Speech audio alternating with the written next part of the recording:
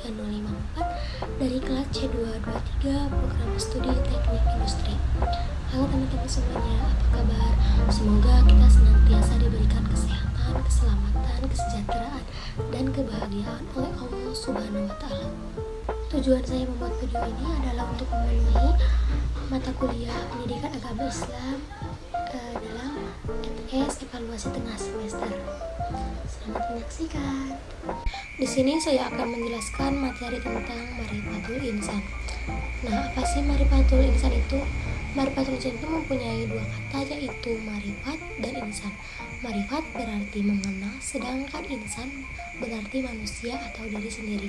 Jadi Ma'rifatul Insan dapat diartikan sebagai mengenai diri sendiri. Secara istilahnya merupakan suatu proses di mana manusia memahami penciptaannya oleh Allah Subhanahu wa Ta'ala, yang mana manusia merupakan makhluk yang sempurna yang diciptakan oleh Allah dari makhluk lainnya. Nah, manusia terdiri dari tiga unsur utama dalam Quran surat As-Sad ayat 72, yaitu ada fisik, ruh, dan akal. Nah, yang pertama, fisik itu adalah segala bentuk yang dapat dilihat secara kasat mata oleh manusia seperti hidung, mata, mulut, telinga, kepala, dan tangan. Lalu ada ruh. Ruh juga merupakan mental yang dimiliki setiap manusia, dan ada juga akal. Hal ini merupakan hal yang membedakan dengan makhluk lainnya, yang merupakan unsur yang digunakan manusia untuk bisa berpikir dan yang lain-lain. Nah, dari unsur ketiga tersebut, hendaknya kita harus selalu bersyukur atas nikmat Allah dan harus menjaga dan mengembangkan unsur-unsur tersebut. Manusia sendiri memiliki beberapa keistimewaan jika dibandingkan dengan makhluk-makhluk lainnya. Keistimewaannya tersebut dapat dilihat dari berbagai segi. Nah, yang pertama ada segi penciptaan. Segi penciptaan yaitu adalah manusia adalah satu-satunya makhluk yang diciptakan Allah dengan sebaik-baiknya dalam Quran surat At-Tin ayat 4. Nah, yang kedua ada segi ilmu.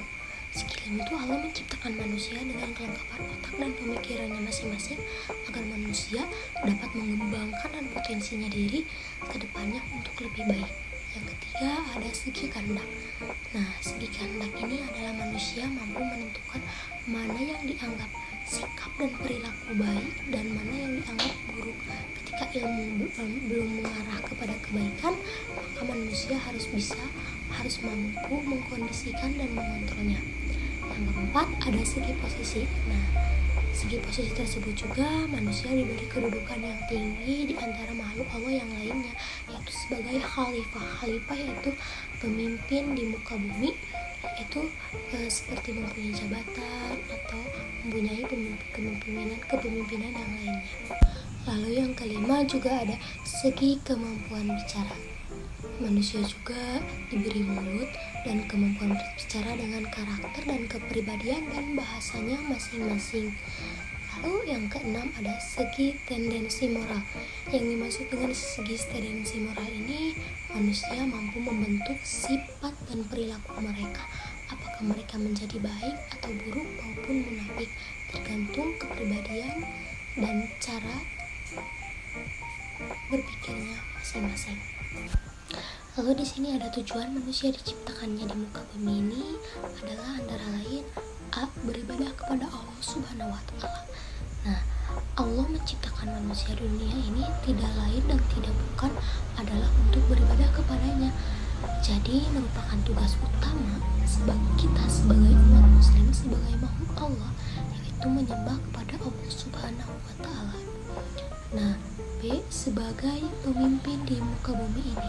Yang dimaksud dengan sebagai pemimpin di muka bumi ini adalah selain menyembah Allah, manusia juga diberi tugas untuk menjadi khalifah di muka bumi ini dengan segala kelebihan dan kekurangan.